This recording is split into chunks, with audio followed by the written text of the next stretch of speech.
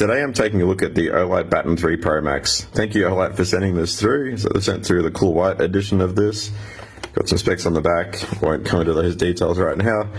So here's the Baton 3 Pro Max. It's a small 21700 torch. It's got a proprietary battery, nice lubricated threads there.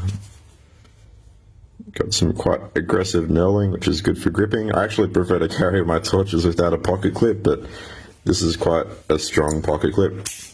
So yeah, clips on quite securely. Got the electronic side switch, and you notice that's breathing on and off. If you wave this around, it will show you the battery status. That's a nice addition over, for example, the Warrior Mini 2. So I've got our optic here to produce a nice floody beam. Got the charging port at the back. I've taken the included pouch and put the magnetic charging cable in there, just to keep track of all the accessories. And it also includes this L-shape adapter, so I haven't used this myself. I don't really intend to use it. I've got enough metal surfaces, but if you're lacking metal surfaces, you could put this on a wall or something and just hang it up and off you go. Cool, so this is the Baton 3 Pro Max. I'll go through and show you what I've done for the past couple of weeks. I'll show you some beam shots, runtime tests, and check out the performance of the LED.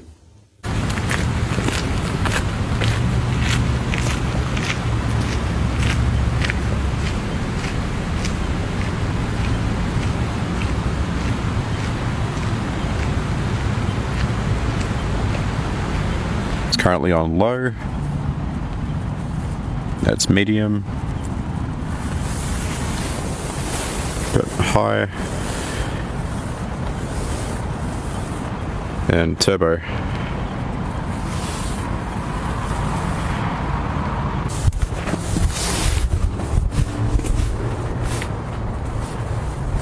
I measured a beam distance of 11 meters for low, 28 meters for medium,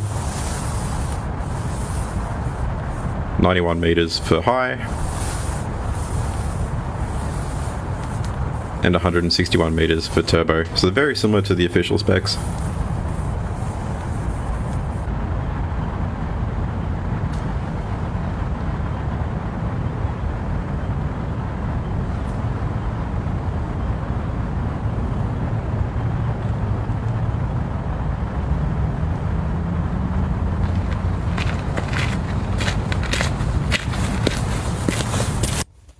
The user interface is fairly simple, so it's an electronic side switch and you can click on and click off.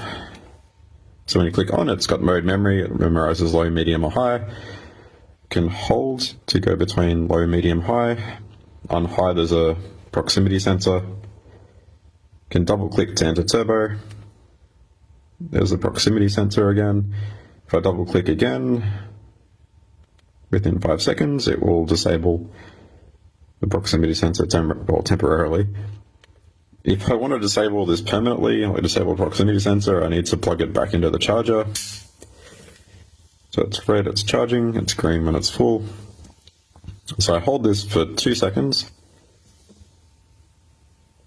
and now it's locked out, and it's disabled the proximity sensor. Because it's locked out, I need to hold it again to unlock it. And now it's disabled, so it's permanently disabled the proximity sensor. If you want to turn that back on, reconnect it to a charger, hold it for 2 seconds, it's locked out, unlock again, and now we've got the proximity sensor. So that might be useful if you want to disable the proximity sensor for some reason and not use it. It is a feature that's there for safety reasons and ideally not so you don't burn your pocket.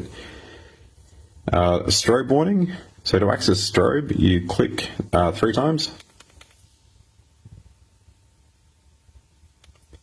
To access moonlight, you simply press and hold. And that's the moonlight mode. Here's a quick side-by-side comparison between the OLIGHT Warrior Mini 2 in copper and the OLIGHT Baton 3 Pro Max. So they're both very similar in length. The Baton 3 Pro Max is a little bit shorter.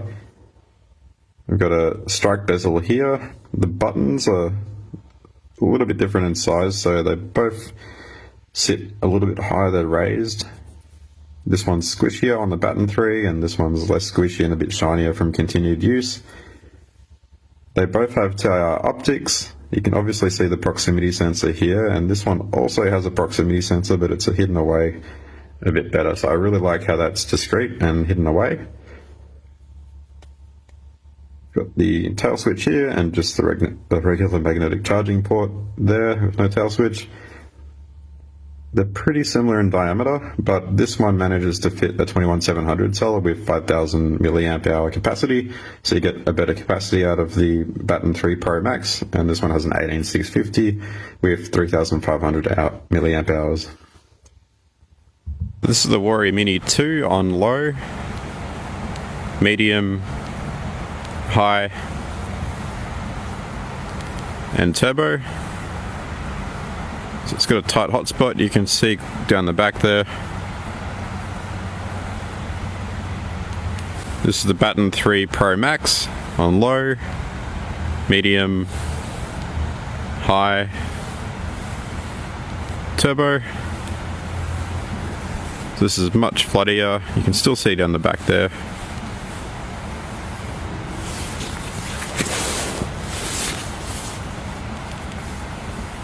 That's the Warrior Mini 2 over the top.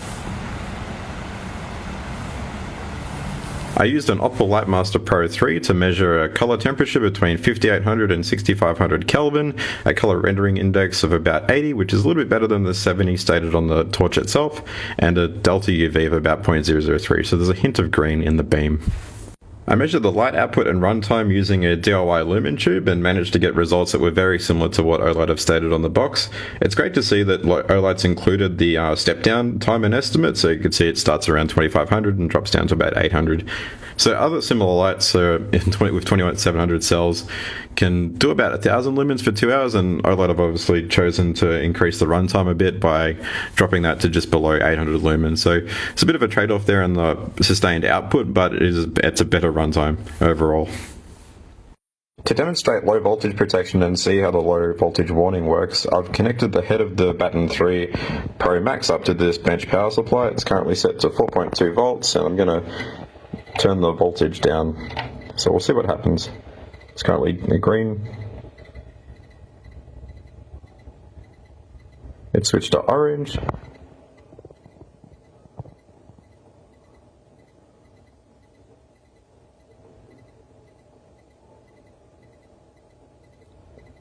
Now it's red at 3.22. It's starting to flash red, below 3 volts. So it's still on, still drawing current at 2.62. So at 2.65 I expect it to turn off, but it's still going, and at 2.43 volts it has turned off. So low voltage protection kind of works. It would be better if it switched off at 2.5 volts or above, but the battery likely has inbuilt protection circuitry to deal with the low voltage. In summary, the OLIGHT Baton 3 Pro Max is a really well made 21700 EDC torch. It's got quite aggressive and grippy knurling. It's not really sharp at all. It's just very grippy. If you want something slender and smooth, this is probably not for you, but it's got more of a tactical feel to it. The user interface with this electronic side switch is quite easy. Just turn on, turn off by clicking, and you can just switch modes by holding. That's really nice and simple. The magnetic charging at the end here is quite handy. You can just pop this on the charger whenever you need to charge it up. You can try to figure that out every time you pick it up. If you shake the torch, you'll see the battery status indicator going from green to orange and red, which can be quite handy. I do find it a little bit annoying. I'd prefer to be able to disable that battery status indicator, because I don't need to know the battery status every single time I pull the torch out. And it's quite a big pocket clip. That's massive. I'd prefer to take that off and just use the torch on its own like this. Prefer to feel the whole torch too, instead of be holding half the pocket clip and half the torch.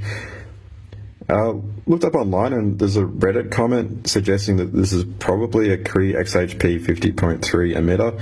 I looked up the data sheet for the XHP 50.3 high density emitters, and my test results were very similar to some of those LED options in the data sheet. So I suspect that is a XHP 50.3. So it's a very nice floody beam for lighting up the trail when walking around at night time. Thank you, OLIGHT, for sending through the Baton 3 Pro Max for review. OLIGHT's currently having a sale. If you check out the link below in the description, you'll find it on sale. And if you'd like to see more videos like this in the future, please subscribe. Thank you.